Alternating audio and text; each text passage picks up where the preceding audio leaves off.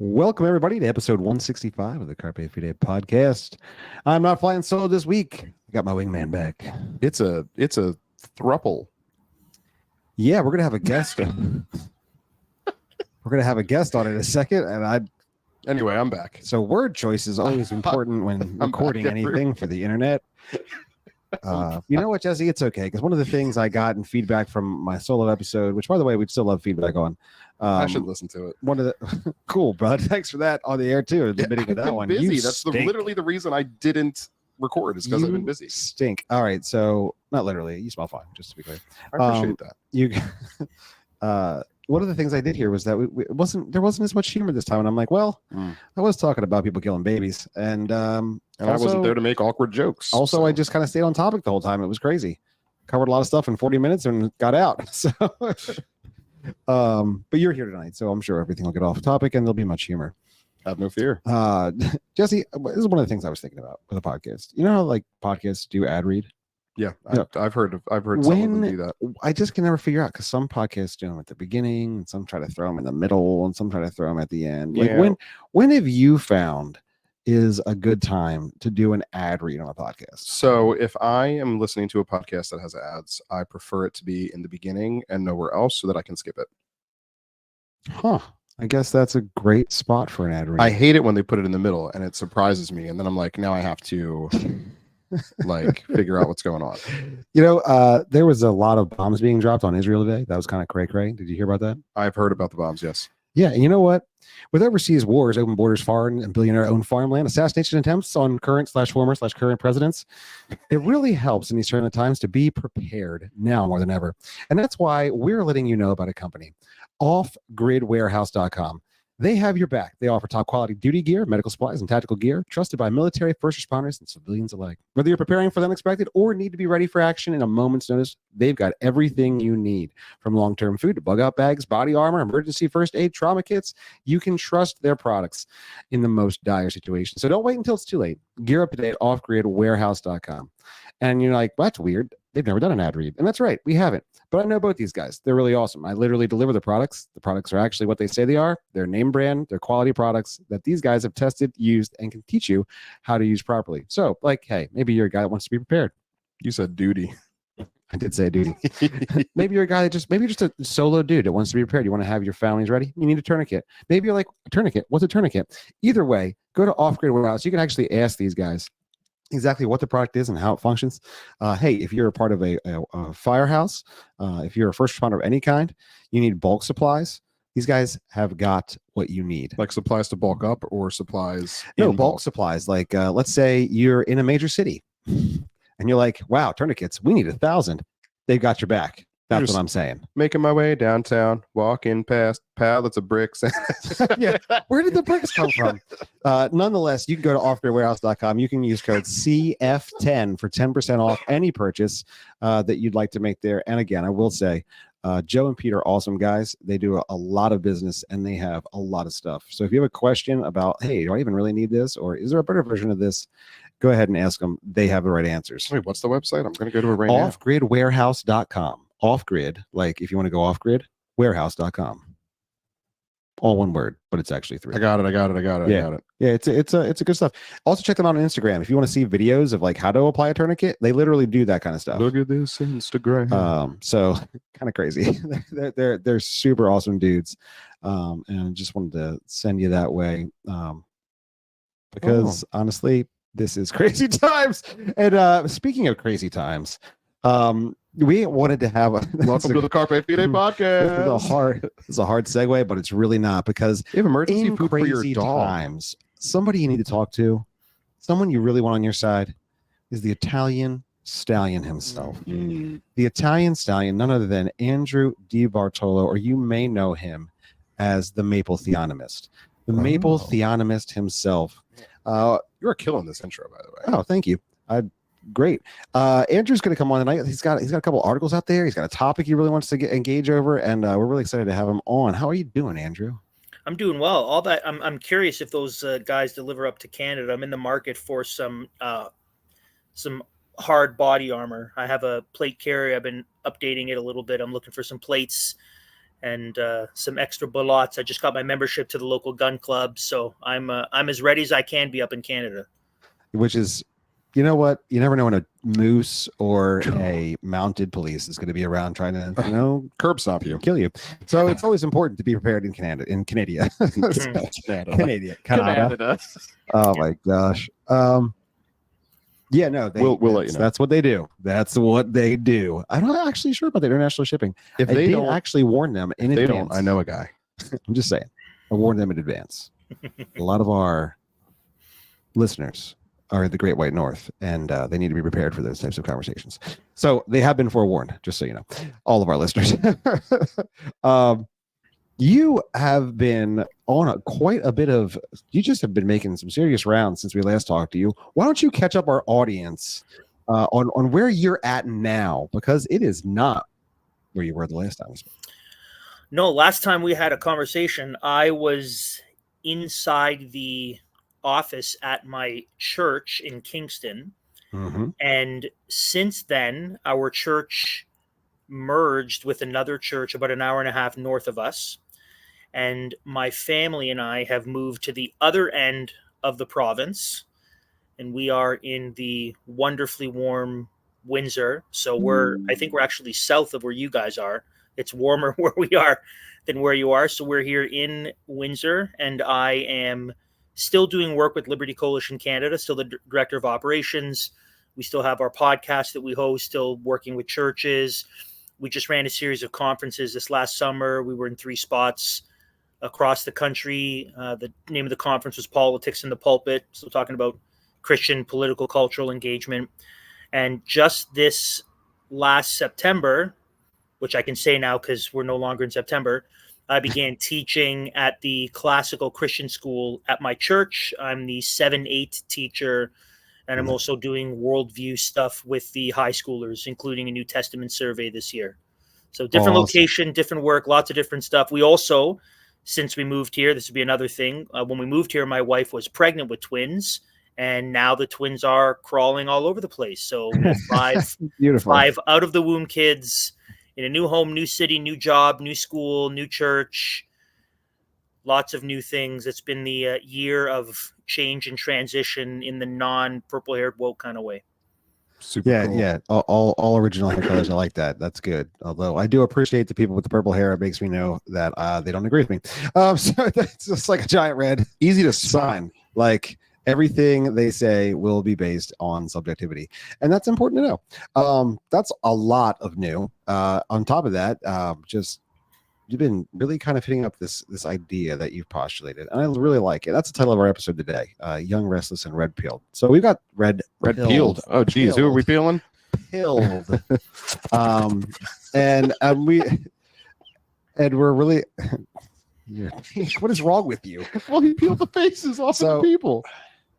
Hello, Clarice. You make me do this. You make me do this. We really wanted to kind of get an understanding of it, because you've been kind of communicating this idea, since much earlier in this year. Now you've got the second article about it. What are you seeing that has caused you to view some people as young, restless, and red-pilled?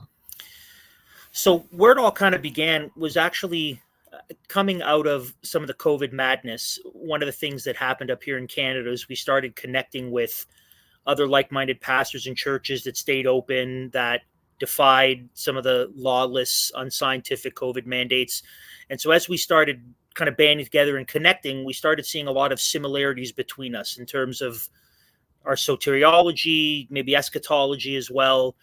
And as happens during peacetime, right, during wartime, you kind of put some of the differences aside and you're focused on the enemy in front of you, which is the state who's, forcing poison in you. But when the water's a little calmer, now all of a sudden you have the time to disagree, and the differences theologically start to come out. And sometimes they come out and it's, you believe this and we believe this, and that's great. And other times it comes out and it's a little more problematic. So what I started seeing initially was people of a certain theological stripe were looking at others who were also bold, who also were faithful in keeping their churches open, who may have differed in some areas. And the perspective on them, in my estimation, was a very uncharitable, condescending, kind of juvenile one. So just some examples, and I raised this in the first article that, you know, I happen to be of the optimistic amillennial persuasion. That's my eschatology. And it just so happens that some of the more triumphalist post-millennial guys would kind of look at the amillennial or the premillennial, the historic premillennial, and say, you guys really are inconsistent because your cultural engagement involved in politics, the gospel's effective, we can have Christian institutions. That's a post-millennial idea. And so you're either being inconsistent or you're confused. And if you keep going, eventually you'll become post-mill. And I found that to be condescending. I mean, I'm not a young man. I've been a believer for a while. I've thought deeply about my convictions. So I'm like, okay, that's problematic. I also heard similar sentiments coming from certain branches of baby baptizers who would say, listen, as a Baptist, we start talking about covenant theology and raising your kids in a Christian home and expecting that they'll come to faith and treating them like Christians, you're being inconsistent, right? That's not the Baptist way. And I thought, okay, that's the problem. I mean, Baptists have been thinking about this for 500 years, especially. We have a whole system of belief, a whole confession that was written almost 500 years ago. So it's not a new thing. So I started seeing this come about where it was very condescending, and it was gross, and I think it was unbefitting of Christians. So as I was seeing this happen in our kind of circle of you know, kind of non-conformist, we kind of called ourselves the Billies. That was a name that we were given, those guys who were defiant of the state mandate. So that's happening over here. And what I also saw happening was the swelling up of the red-pilled manosphere in the culture. And so the fame of guys like Andrew Tate, or, you know, the Fresh and Fit podcast, Myron Gaines, or even guys like Joe Rogan and even Jordan Peterson, that I would say is a much more mild version of that men who'd been told that they were basically the oppressor, misogynist, toxic for, you know, a generation now, found comfort in these guys who were saying, well, feminism is cancer and patriarchy is good and traditional gender roles are good. And so these guys began to grow in their appeal. So I see these two things happening, one distinctly in the culture, and in the church, the response among believers who were faithful. And what I essentially noticed was that tendencies in the red-pilled manosphere were also manifesting among this group of Christians of various theological flavors. And so as I started seeing this overlap, my mind went back to the Young, Restless, and Reform movement of the early 2000s, and seeing again some similarities where the Young, Restless, Reform movement, in essence, was a reaction to feminism in the church. It was a reaction to the seeker-sensitive movement. It was a reaction to soft preaching, a low view of the sovereignty and holiness of God. And the Young, Restless, and Reform movement was these young men, primarily, who heard the passionate preaching of men like John Piper, and they are inspired because of his high view of the person of God, and his high view of the scriptures, and his willingness to, you know, delve into theology. And so they're excited by this. And then what they do is they respond, but they over-respond. They overreact to what's happening in the culture as it comes into the church. And the overreaction is problematic. So I see that in the original Young, Restless, Reform movement. There's a lot of good stuff that comes out of it, but the overreaction is a problem. And, you know, the vast majority, if not all, of some of the big names in the original YRR movement, they've drifted either into wokeism, or they've really cozied up with wild charismatics, or they've been disqualified from ministry, or they were very soft and squishy on COVID. So the overreaction that I don't think was grounded in something really substantive, it shows over time. So I saw the same thing kind of brewing in this new Young, Restless, and I called it red-pilled movement, because even though a lot of the guys who are, you know, the rock stars of this movement are also reformed, they would say, I saw these red pilled tendencies where it was again a hyper reaction, a hyper masculine reaction to ills in the culture and as they're infiltrating the church. And so I mean, I released that article in April, but I had been thinking and planning and brainstorming for months. I mean, it actually, when this first came to my mind, would have been all the way back in October, so a year ago. I was at a men's conference and I had a discussion, and I was standing around afterward with a bunch of guys, and they were all, super triumphalist post mill guys, and they're talking and they're basically saying to me, keep coming, Andrew. I know you're all mill, but just keep coming. You'll eventually make your way all the way here. And, you're not being consistent, and your all millennialism is inconsistent. And I find myself looking at these guys. They were all younger than me. They're all in their early 20s, mid 20s. And I'm kind of looking at these guys thinking, I'm not old, but I've been married for almost 15 years. I have 5 kids. I've served in vocational ministry for 15 years. I've also served as a campaign manager for someone who ran for a provincial election. I've trained people who've run in municipal elections. I've been to protests. I've had interactions with Antifa members. And I didn't say this to these guys, but I thought, you haven't done a fraction of the real cultural engagement, like the real hands in the dirt kind of work that I've done. And I was in Bible college. I was in vocational ministry doing the real nitty gritty of working with families whose daughters had miscarriages and other significant issues of death and loss when you were still in diapers. And so you're a little boy, and you've just stumbled into a theological system, and you're really jazzed about it. But you need to settle down. You got to calm down, grow up a little bit. You're acting like a jerk, and you're acting immature. And I found myself saying, how dare these young, kind of proud, immature men. And so that was when that was the first time I thought, okay, this is happening. I'm seeing this response to people who aren't as red pilled as they are. So months and months I thought. And so I finally put that article out, anticipating that there'd be some pushback, anticipating that friends of mine who are kind of in that camp might not like it. But I saw more and more of a problem that if the church tries to respond to evils in the culture, even as they're creeping into the church, by adopting a similar perspective or similar tactics in the world, and if it looks more like Andrew Tate than it does faithful biblical Christianity, I felt I had to say something about it, because I'm not that old.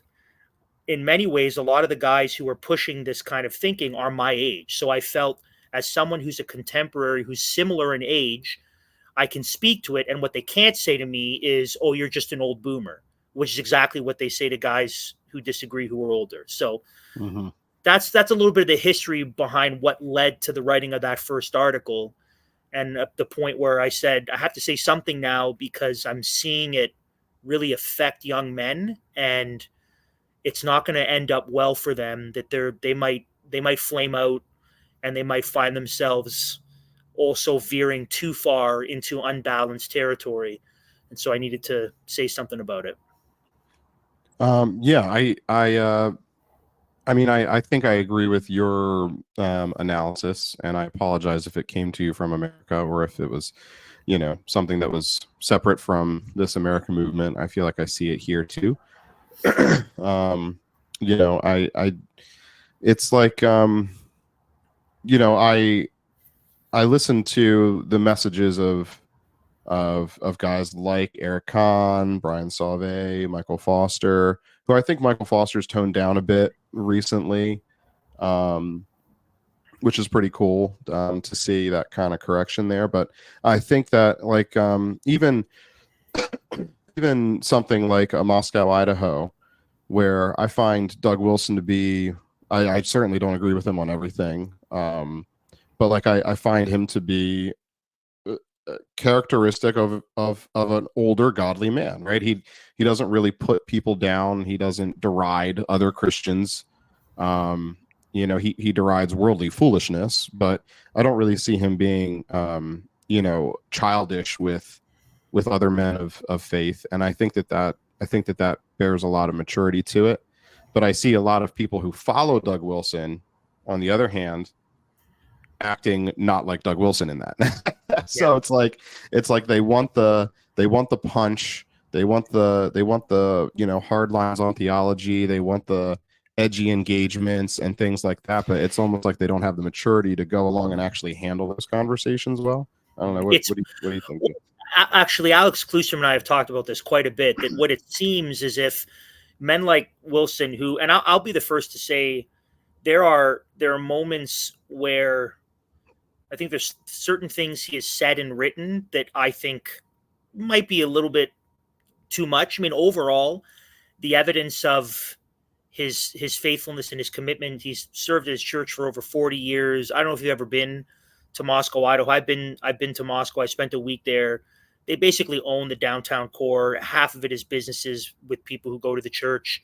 I mean, there's a good thing happening there, and so the evidence of his faithfulness is there, even though there's some stuff that I may not agree with.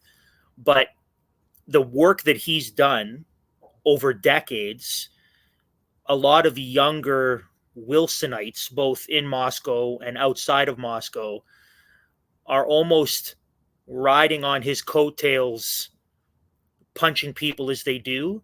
Mm-hmm. And it's almost like a child whose dad, you know, happens to be like a totally jacked up, super athletic, wealthy, you know, good looking bro, and he's just going around telling all the kids how, you know, terrible their dads are. My dad can beat up your dad, and you're stupid, and it's just like, okay, we get it. Your dad's awesome, but guess what? Your dad has done the work, not you. Right? Mm-hmm. He did the work. You haven't done the work yet. And that's what I see. It's they want to ride on his success. Sorry, maybe not ride on his success, but he's put in the work, and he's put in decades of faithful ministry.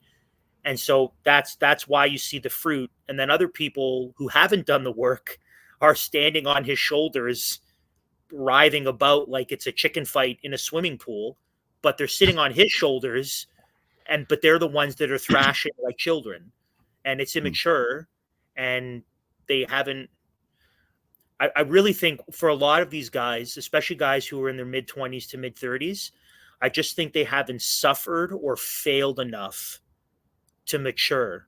I think failing, suffering, the mileage in ministry and in life matures you, where if you have just recently stumbled into Reformed theology, right, you've just discovered the Puritans like they haven't been around for 400 years.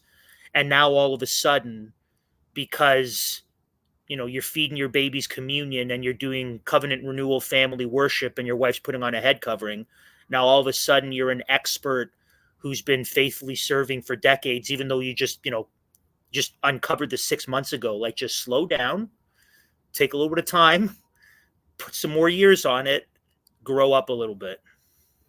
Yeah, it's kind of the idea of playing the long game, right? But I mean, I don't think you're aware that head coverings actually erase immaturity. I didn't know if you knew that, but Are you saying I should put on a head covering? Is that what you're saying? No. I'm saying when you finally get your wife to put that head covering on, it erases, right, you know, the man's immaturity.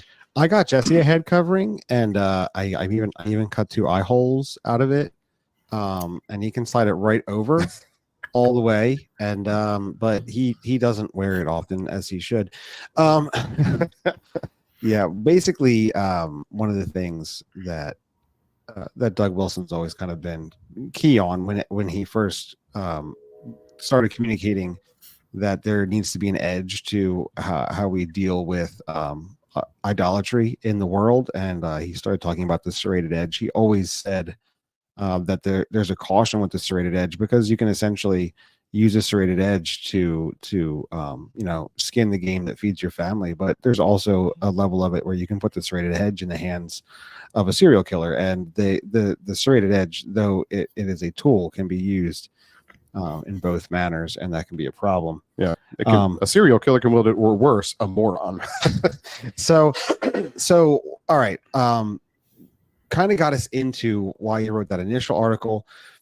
One of the things you did a great job was laying out some core tenets that you see this. I want to be careful because like one of the questions and concerns I have is that um, the same kind of thinking you have towards them, they could look at you and say, look, just because you have a couple of years on you doesn't mean you actually have anything.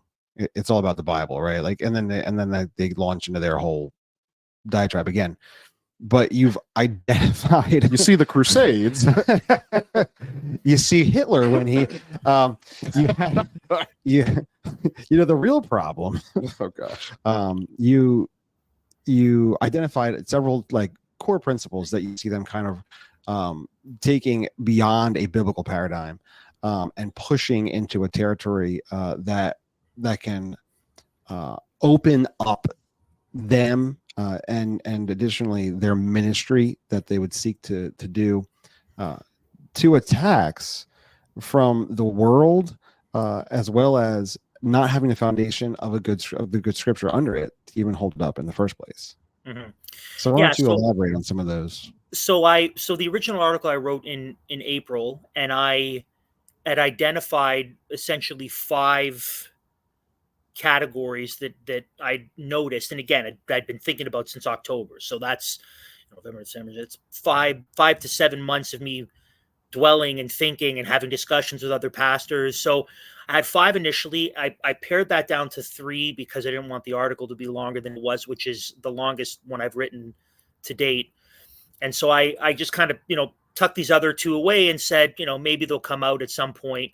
And then in light of recent developments that I'm sure we'll get into, I decided to pull one of those out of the closet and then deal with 2 new ones. So I would say that there are 4, between the 2 articles, there are 4 categories that I think are overreactions to what's happening in the culture that they would say are biblically grounded. And I think the positions in a balanced way are biblical. And people can have their different convictions, but when it goes too far. So the 4 that I would say exist between the 2 articles would be, the first one I've called a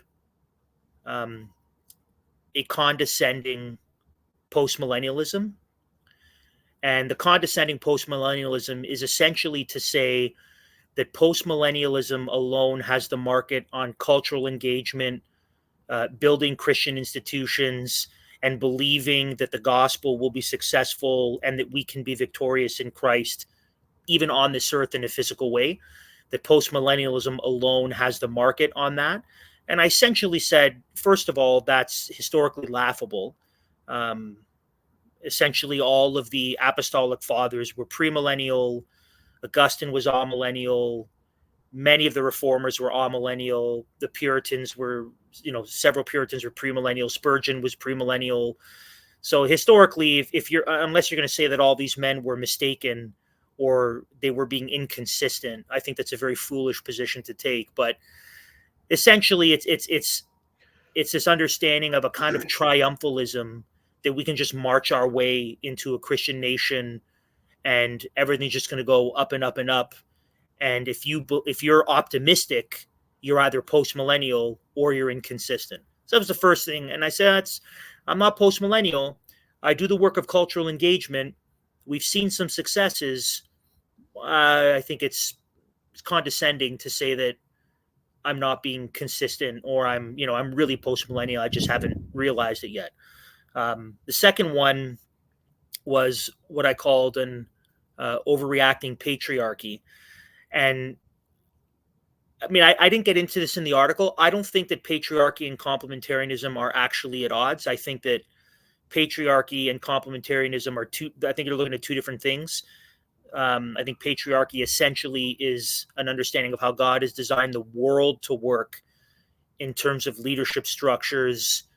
And I think that complementarianism specifically focuses in on the roles of men and women in the home and in the church. So in that regard, I don't think they're actually at odds, but this kind of patriarchy that says, unless your wife is wearing a head covering on Sunday morning and is most definitely not teaching other women about the Bible, but merely how to make a rock and sourdough, that she has been compromised by feminism, which again is stupid.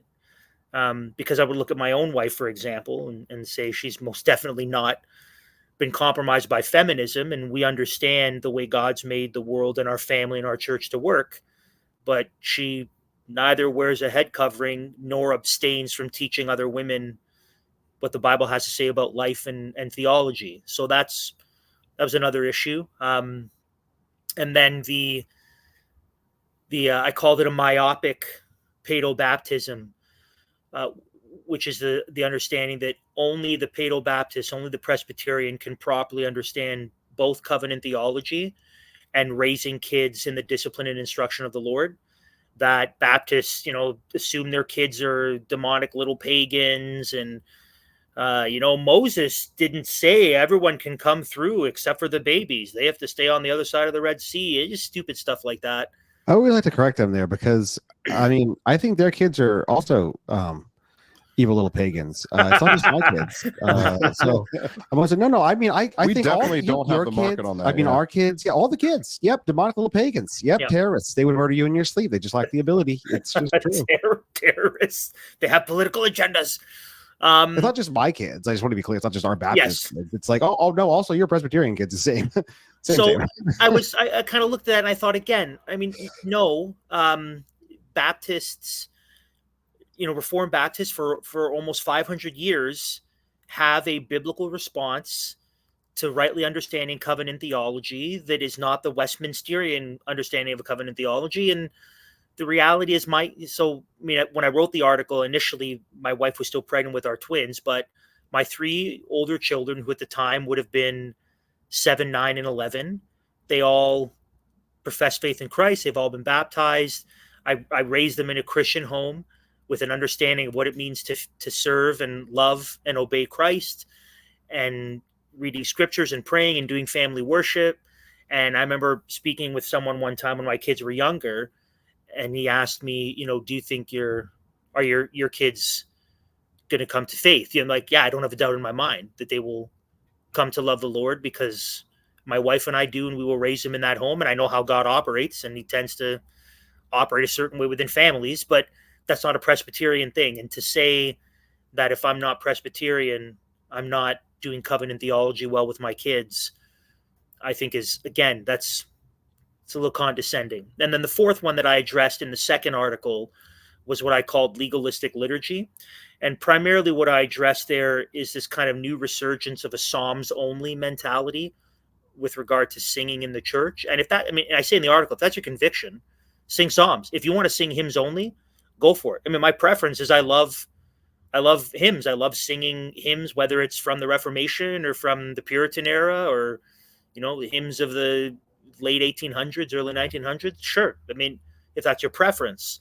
But if you're going to try to make the argument that unless you're singing hymns only, you're not being faithful and obedient, and you're not being biblical, and your worship is sub-biblical, I also try to make the case in the article that's actually, that position has zero biblical evidence. And there's some very key factors that show us that if you're going to say Psalms only, which is your preference, there are a few areas where you cannot make the argument that it's Psalms only or faithlessness. And so this kind of thinking, again, you may not have people who subscribe to all of them, but there seems to be this thread that guys who have adopted one of those positions in the overreacting, unbalanced kind of way have also adopted several of the other positions. And it's more uncommon to find a guy who says, I believe in one or two of these and not the other two. It's almost always the case that they're all in with all of them, with some exceptions. So that would kind of be some of the more, here's our biblical position that I think is, an overreaction. I think it's a little unbalanced and uncharitable. I think it's an uncharitable way to speak about other brothers who disagree in theology, but who in practice are exhibiting a faithful, optimistic cultural engagement, that it's very silly to say they're inconsistent, they're confused, or they just don't really understand what they believe. I mean, that's like, grow up. And I say in the article, just grow up, little boy. Like, you're not really winning any friends by doing this. So if I was and by the way, in the article, one of the key takeaways here is to identify the reality. It's not that holding any of these positions as your personal view is the issue. One of the things that your article has been very clear about, it's that when you're taking these issues as essentials for faith or so either orthodoxy or orthopraxy, then they become an issue, and that's where the uncharitableness has been coming into play a lot. Like, in other words, like, you don't care if someone believes they should have the conviction that their wife should have their head covered, and their wife believes this and they have their head covered. You don't care. Like, that's not that's your personal conviction. I mean, you're not here to tell you to convince you otherwise about that. However, for you then to think that you need to enforce that as the holy writ on all of Christendom, and be a head covering evangelist is obviously an issue. And I think at this point, if you're involved in social media, and you have friends on social media, and you're a believer, and you've been out there with your beliefs and your faith, then you probably have a friend where you can say, yep, I know exactly the person that Andrew's talking about, because he's always out there railing against the latest thing that Taylor Swift did, or beating some flat earther over the head, or like, right. So I'm not saying flat earthers don't deserve to get beat over the head. I'm just saying that we know them, we see them. Then we call them flat headers. After you beat no? Okay. Yeah, it's there. It's still in the air. It hasn't quite landed yet, but it's up there. Jess. Well, I was thinking. Yep. No, we know it. You could. Yep. Thinking if you flick like a flat shovel and you banged on the head of. Yep, we got it's it. It's a flat head. Okay. So identifying this is for you hasn't necessarily been saying these are evil things. It's been these are the things that I say they have in common, and the things that they are then utilizing in a way where their energy is directed in a lack of Christian love towards others and the world. Yeah, it's the overreaction. It's the overreaction. It's the venturing into an unbalanced, uncharitable. And another thing that marks it too is a kind of juvenile disrespect, specifically toward older believers who have proved their faithfulness over time. It's simply saying that they're either just boomers, or in some of the more recent cases, in egregious ways, saying that they're holding water for the Jews. It's really so. One particular example is the the NSA ad that featured Johnny Cash flipping the bird, and they're talking about the Jolly Roger and Johnny Cash's favorite finger. Listen, I personally, I don't have any real strong feelings about that ad. I mean, the script. I mean, Paul tells the Judaizers to quite literally castrate themselves, and Elijah mocks the prophets of Baal and says, hey, maybe he's taking a dump, maybe he's asleep. Like, that's so I don't look at that and say, oh my, how dare they? I'm just like an old church lady. However, there are people, because of their convictions, I think in an understandable way, say this is a problem, right? So Justin Peters, for example, who certainly is not afraid to say something that'll get him in trouble, that's an unpopular position, who's been one of the stalwarts in exposing the danger and the demonic nature of the Word of Faith, health, wealth, prosperity movement, who's been faithfully doing that for decades. When he comes out and says, hey, I have a problem with this, I don't think this is how Christians should engage, and then someone says to him, pietism rots your brain, like, that's stupid, that's immature, that's very disrespectful, and it is unbecoming of a Christian. We can disagree, but I look at what the scriptures say about honoring the gray head and the way we're supposed to treat older men, And that's not the way we're supposed to treat older men, certainly not in public. I mean, if you want to privately pull them aside and say, I think you're really wrong, but to publicly come at someone who's had decades of faithfulness, costly faithfulness, also marks this movement. And it's a very young, braggadocious, immature kind of movement that does not rightly, I think, respect men that have earned that respect over years. Mm-hmm. Yeah, no, I think a great way to handle that is to say, Justin Peters, I don't agree with you, but I really appreciate your ministry, and then move on with life. Because at the end of the day, like, we're talking about these things, like, it doesn't. If NSA puts that out, I just don't understand.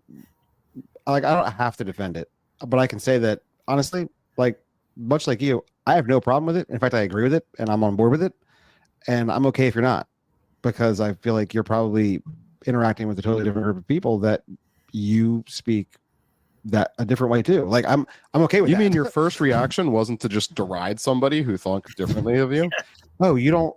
I mean, I can The leftists do. I can clearly make biblical cases and arguments of things that are far worse than our cultural view of the middle finger to idolatry. Like, the Bible is very things the prophets said, which makes them, literally God's word that's written down in God's word, are worse than this. So I can make that biblical argument, but ultimately it's like, I don't need to. Like, most of the people that the NSA is trying to reach are not you, Justin Peters.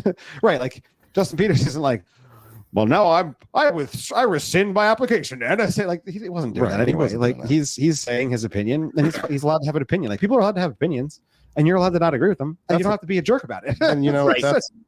that's how good conversation happens. So there's a difference between having a good conversation about something you disagree with another person, and then there's, kind of like what the examples that you've been given. It's this meme culture. It's this almost like flippant attitude towards, not only ideas, which should be rationalized and thought through with scripture, not memes generally, if you're going to be a serious person. I mean, you can make a meme with scripture. Oh yeah, absolutely. Well, we've done it. But also I agree that there is a lack of an understanding as to how to, not just in a politeness way, but in a biblical way, treat an older person, just in general.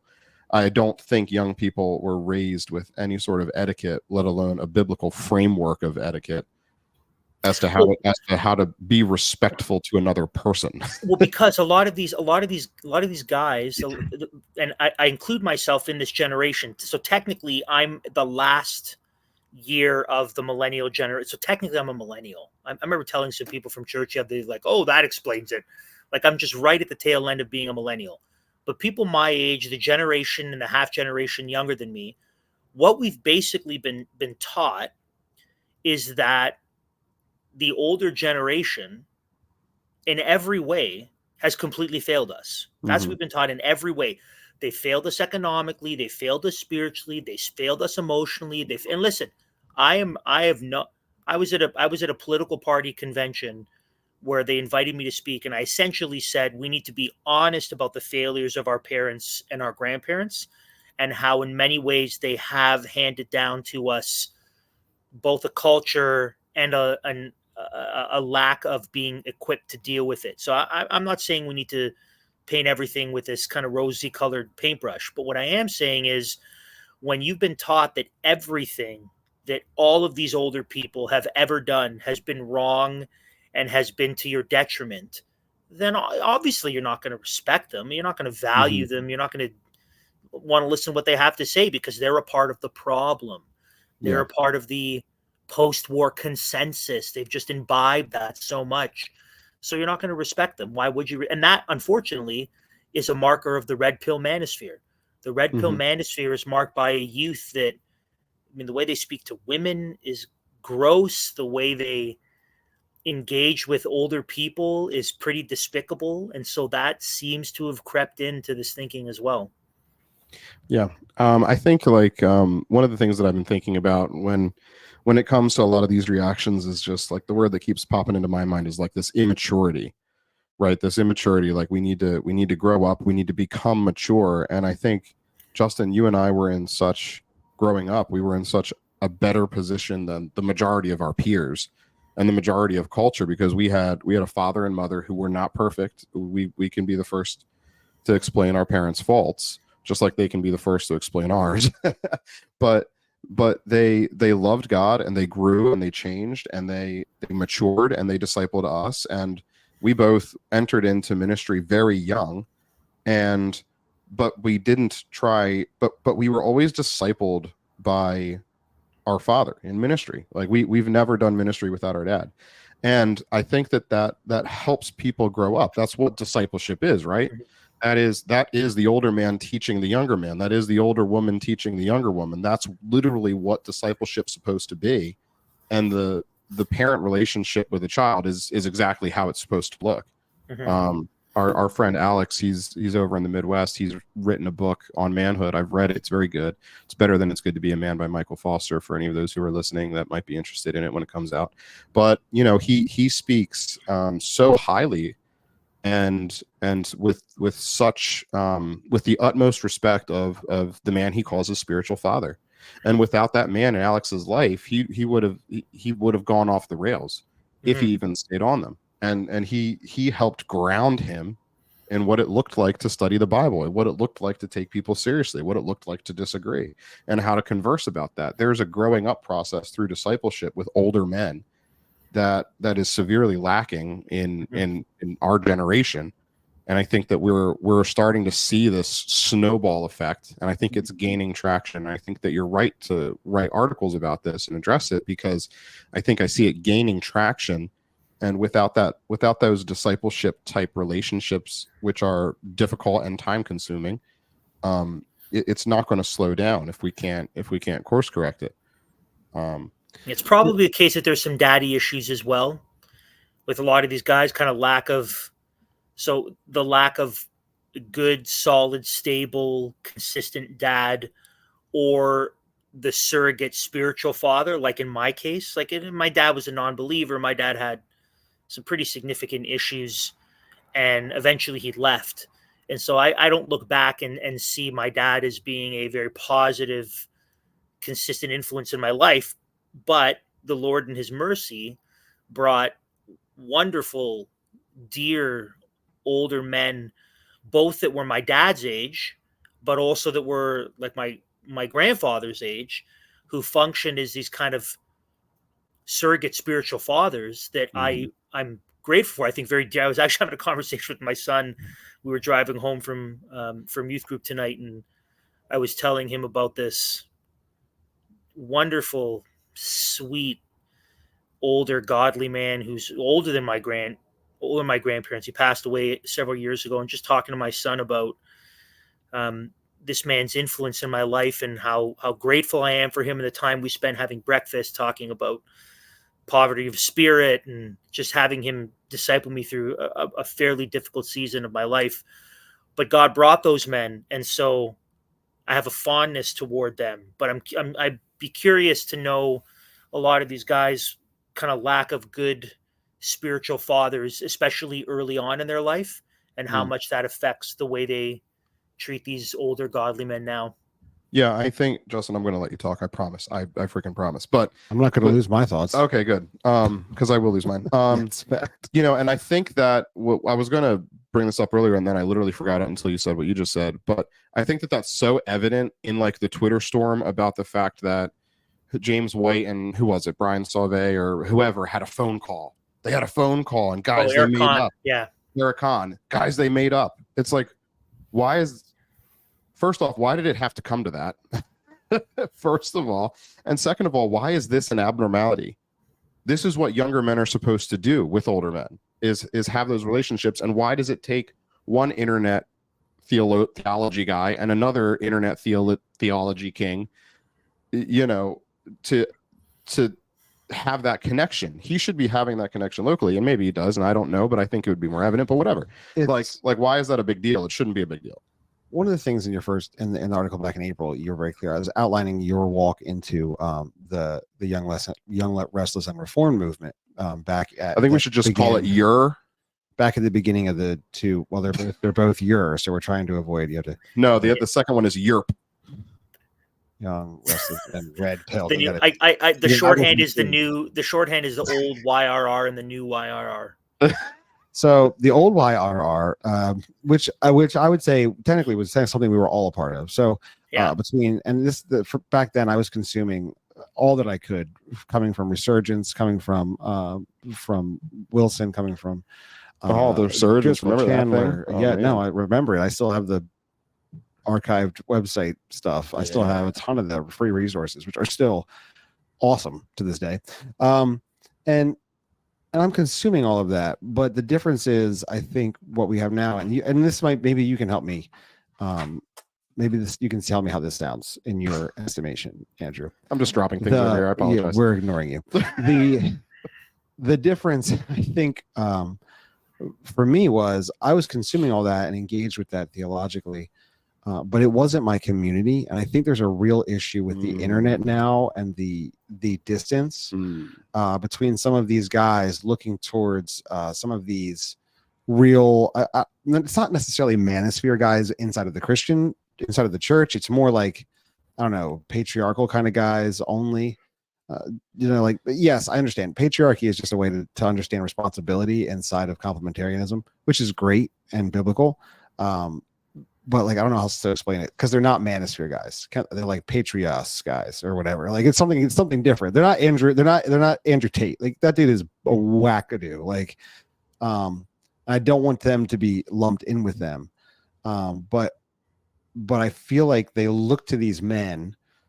They don't have a relationship with them, and they're not in a solid community outside where they're able to actually grow in the word and take these ideas and put them into a practical application. And I feel like I did have that, which is why, I mean, I was a jerk anyway, but I wasn't like a jerk in some of the ways that I saw some of even my friends who were becoming young, restless, and reformed, 24 years ago. They didn't have the same community I did. And so they had some of the same kind of reactions we're seeing from this younger generation as well. I think it's a community issue. I think it's what's lacking in the community. So you've kind of already addressed one thing, that where there's a lack of a kind of fatherly mentor, older men discipling, which for younger men, right? The job. So, I mean, I look at my boys, and I see in my boys a strength and a desire to fight and a kind of physicality that needs to be tempered. And I know that as a dad, my job is to help them do that, right? My job is to help them control their strength in the way they interact with one another. Because if I just let them fight and let them go off however they want, they'll hurt each other. So I need to help them temper their strength. I need to help them temper their strength in the way they deal with girls. I'm constantly telling my boys, it's a little less now because I've been deliberate, but your sister is not a boy. You can't treat her the way you treat one another or one of the guys. And it's my older boys kind of fancying a girl at church. I've had to tell him she's not a dude. She's not a bro. You can't treat her the same way. So boys need men to help them temper their masculinity. And in the same way, Christian boys need Christian men to help them temper their spiritual, emotional vitality, their virility. They want to, I mean, I remember being in my 20s, and especially as I was totally captured by Reformed theology, I remember thinking, I'm going to go and I'm going to change every church, and everyone that's doing something wrong, I'm going to correct them, and I'm going to be the theology police. And I was so invigorated by this new theology that I discovered, a new high exalted holiness of God and his word. But I had older men who were tempering me, even though I made mistakes and said a lot of silly things and operated from a position of pride. I saw these older men coming alongside me saying, buddy, that's uncalled for. That's not right. That's too much. And so a good community where older men can help temper that matters. And so I wonder where that's lacking. The other thing that's different this time around is, coming out of the COVID era, we have a greater awareness of churches and pastors that failed us in several ways. Where the initial YRR movement, if you think about men who kind of, the soft preaching, seeker sensitive preaching, we could pick those guys, right? That the Bill Hybels and the Rick Warren and the emerging church stuff, we could see that. But you and your church back home, if your pastor is faithfully preaching the word, it's not like you look at him and say, oh man, you've really failed me. But in the last 5 years, if we think about the number of churches that shut their doors indefinitely, that force their people to wear masks, that really, push the whole, get jabbed if you want to join in fellowship, it was most churches, the vast majority of churches. So this time around, a lot of guys that get really captured by this theology that's new for them, they survey the church landscape, and what do they see? Well, almost everyone has failed in this regard. Almost everyone hasn't been faithful. And so it's much more difficult for them to think of even their own home church and say, oh, my pastor's been faithfully plodding on in a smaller church, preaching the word, discipling people. Is he a super Calvinist? Maybe not, but, whatever. He preaches the word and he understands the scriptures. And so lack of community is one thing. And overall, I think failure in the church leads to it. The other thing is a lot of the problems that the original YRR movement were supposed to deal with were not dealt with. So feminism has taken an even stronger foothold in the church than it did 20 years ago. And the effeminacy we see in the church is much more rampant than it was. The kind of relativism and postmodern thinking, the very hyper experiential thinking, it also hasn't gone away. So you have, 2 more decades of these ideologies which were taking root, hence the original YRR movement. They haven't gone away. And in many ways, they've intensified as they've intensified in the culture. So a lot of these guys might be looking to that also and saying, hey, we haven't dealt with it, right? The barbarians are now at the gate. We haven't addressed these problems properly. So I think there's a number of factors that lead to why it's more intense this time around. But it definitely seems more intense this time around, and much more the way that Christians are treating one another this time around also seems a little more intense than 25 years ago. We both take a breath at the same time. I don't know what's going on in your mind, and you don't know what's going on in mine. It's really weird. So go ahead, speak. I may have forgotten. Oh no. Well, and I think Andrew, like, I think one of the reasons that, like, it grieves me that we're seeing these trends and you're identifying these trends. One of the reasons it grieves me is because, during the COVID times and all the conversations that we've had with our Canadian brothers and sisters, and watching the ministries happen regardless, watching the ministries grow in many cases across theological camps. Like, I looked at that moment in time, and it was such a beautiful thing because there was a unity, there was a common enemy. It was let's go fight the bad guys. And now in peacetime, as you say, we have the luxury of getting a little bit sloppy. And I think that, not that we always need to be hyper vigilant and on guard. I mean, scriptures tell us to pray for peaceful times so that we can go about and live our lives in peace. And I think that that's perfectly fine. So we shouldn't deride peacetime, but we should not use peacetime as opportunities to inflict wounds on ourselves. Mm-hmm. Because the next time the enemy rears its head, you're going to be far less effective if you're going into that fight having disfellowshipped yourself or created these barriers. Maybe not disfellowshipped, that's kind of a strong word, but created these weird nitpicky barriers during the peacetime. It don't make no sense. Make it make sense to me. Yeah, there's a fight coming for us. There is I mean, I'll just specifically here in Canada, although down there in the States, listen, guys, I'm being honest. Whatever happens in November, I don't see how one way or another, that is not the beginnings of some form of civil war. Whether he wins or not, I just don't, it's like, I can't imagine that it's just going to kind of go quietly into the night either way. But even here in Canada, Alfredwarehouse.com, everybody. Yeah.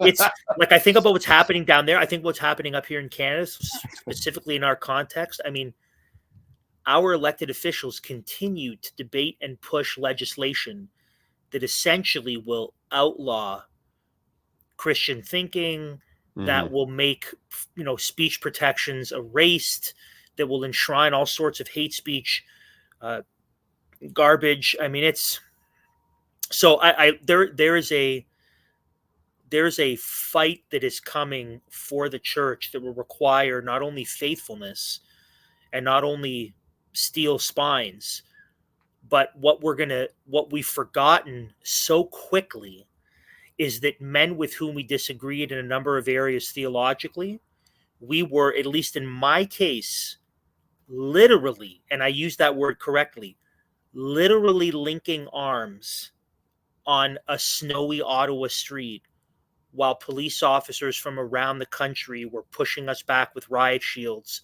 and firing tear gas at us. So we literally were linking arms, standing while we were being beaten and assaulted by police officers, while snipers had their guns pointed at us, while sound grenades were going off around us. And we didn't agree in theological ways, but I remember us linking arms and then crying together, and then having a buddy who's a Presbyterian give me his keys and say, I feel like I might get arrested, take my keys, let my wife know. Like we were in the fight together, and like we've forgotten that. And that, like, as if that's not going to happen again, it is going to happen again, probably more intense next time. Yeah. And if we think we're going to be able to push back in our even more truncated camps, it's not going to go well for us. We can't afford that kind of disunity. Yeah, like the Billies are going to look like the Gospel Coalition, just discussing tactics and parapets instead of fighting on the ground. And with better theology, but the same level of impractical. But if orthodoxy doesn't lead to orthopraxy, then what are you talking about? All right, I'm going to let you talk. I'm done. No, I mean, you saved your thoughts. One of the things that I was kind of curious, because I want to make sure we don't lose the listeners at this point, because at this point, it's a rousing conversation. If they're lost, they were lost to begin with. It's just about that point in time where people are like, you know what? So we got to talk about the Jews now? Is that how we're going to really spice this up? Wow, those darn Jews. Oh, yeah, but the pager thing though, the Grim Beeper, the Grim Beeper. No. So I know you've got more coming out that you're working on. By the way, you can go to Substack. This is the Maple Theonomist. That's what Andrew pens under on Substack. The Maple Theonomist. And he's not even post-mill. And you can I know, it's crazy. But you can check that. You can check out his writings there on Substack. I know you have more coming out on this. Is any of it so thus far, really the first article's goal was to kind of say, hey guys, I feel like there's a level of immaturity here that we can grow past. Your second article kind of says, I'm actually a little more concerned that we're walking away from biblical teaching on how we actually interact with each other. Is there any way in which you have recommendations for us to interact with people like that in our own lives? Because I got to tell you, the scripture is very clear. We want the youth's energy engaged with the wisdom of the old people in our churches. Like that's what we need to be doing. That's what the Bible literally tells us to do. So how do we speak to them in a way that can really harness that energy into the most effective direction? So I think one of the things I would say is that even if they're not aware of this, we need to stop taking our cues, and we need to stop adopting ideologies that are actually worldly and try to baptize them Christian. and I see a lot of that happening now. You know, this whole post-war consensus, Churchill was the chief villain of World War II, Hitler was misunderstood. That didn't originate among Christian thinking. It's pagans who push this nonsense, and now, oh well, maybe we can address it. Even the like, I am not, I think, what I would traditionally call a Zionist. I'm not that.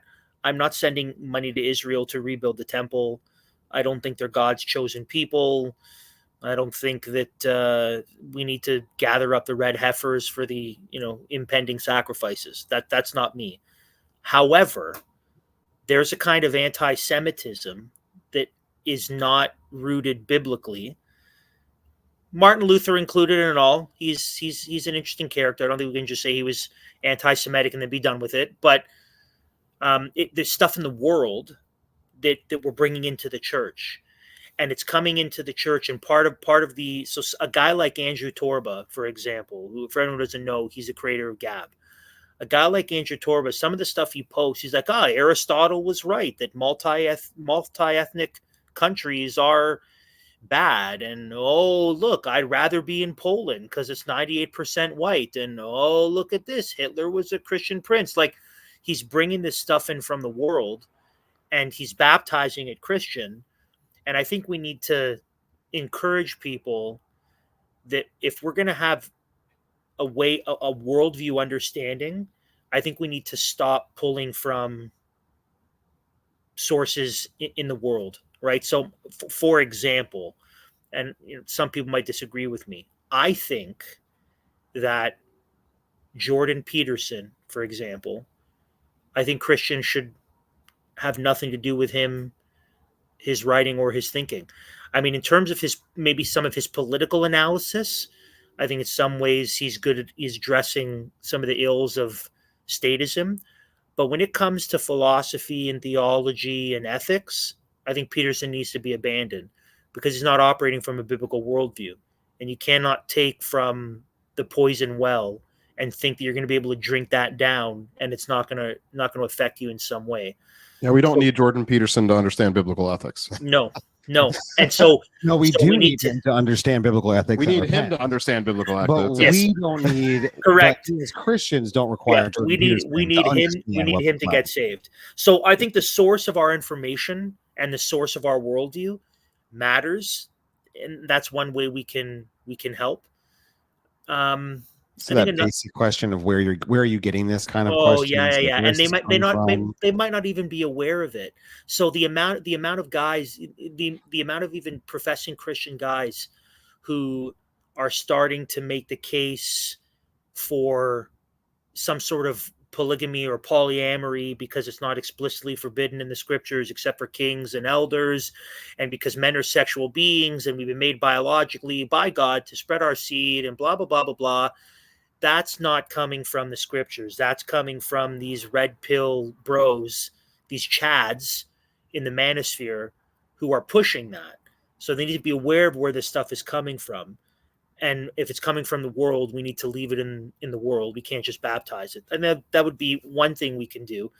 I mean, conversations matter, like having real robust conversations about these things. Like, I know at my church, there's a group of younger, kind of early 20s, theologically minded men who might, take in the King's Hall podcast from time to time, who might be warm to some of these things. And so as a guy who's, older, a little bit older, I look at them and think, okay, these are guys I want to disciple. I want to meet with them. I want to invite them in my home. I want them to see me love my wife, love my kids, order my house. I want them to talk theology with me. I want to share with them what I've learned.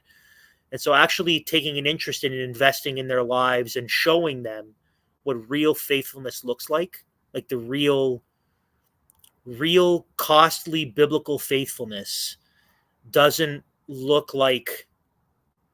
always look like, and I don't think it's primarily marked by owning the libs, clickbaity stuff on X, inflammatory comments just to get the ratios up, that's not really what biblical faithfulness looks like.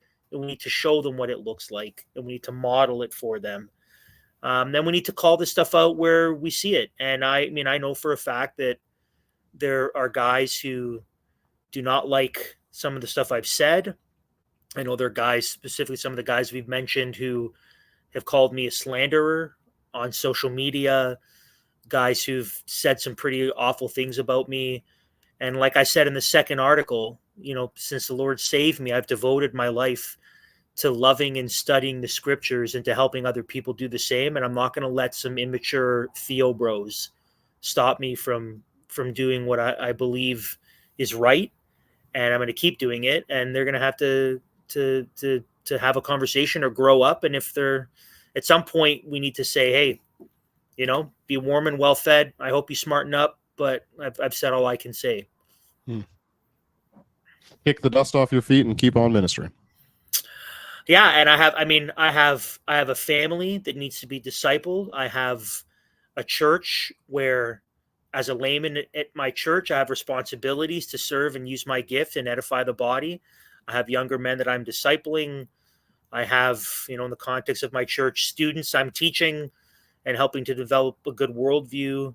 And so I have the ground where the Lord has placed me, and I don't see my online presence, my social media platform, as being primary at all. It's something the Lord's given me, and I will utilize it and hope to be a benefit to the church. But if I had to choose between being completely anonymous and serving faithfully in my church, or still having some sort of platform with some sort of knownness about me, that's an easy decision. I would say goodbye to the platform in a heartbeat and just focus on faithfully serving my brothers and sisters in Christ locally.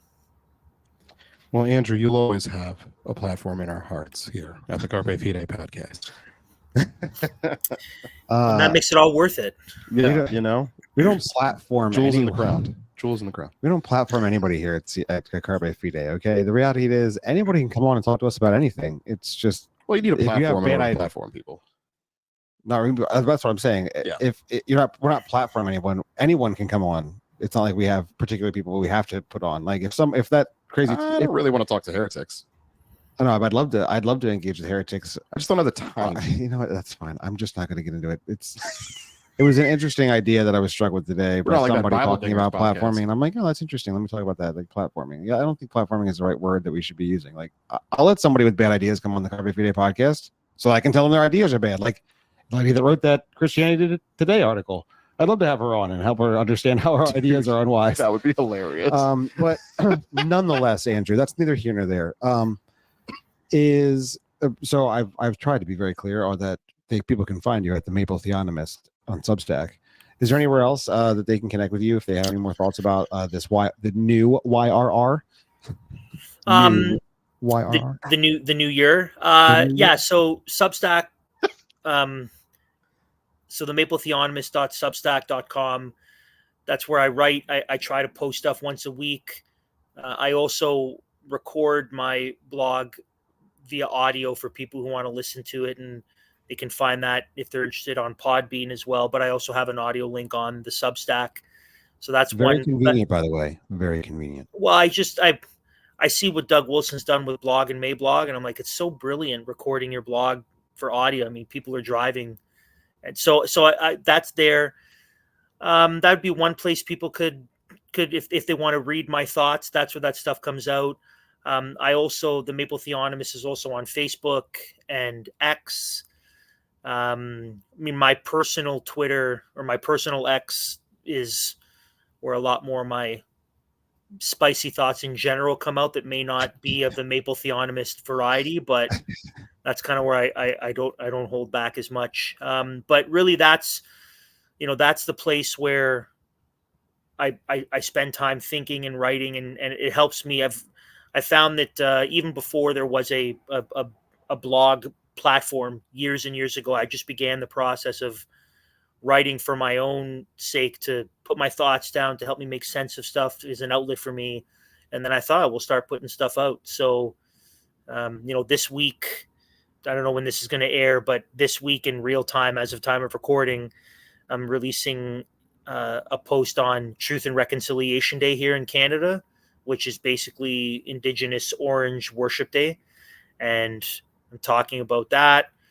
Then the next week I'm planning on talking about the importance of legacy, biblical legacy, talking about the original sin in the garden of the temptation. Did God really say? And talk about how all sin ultimately is Satan questioning God's word and God's goodness.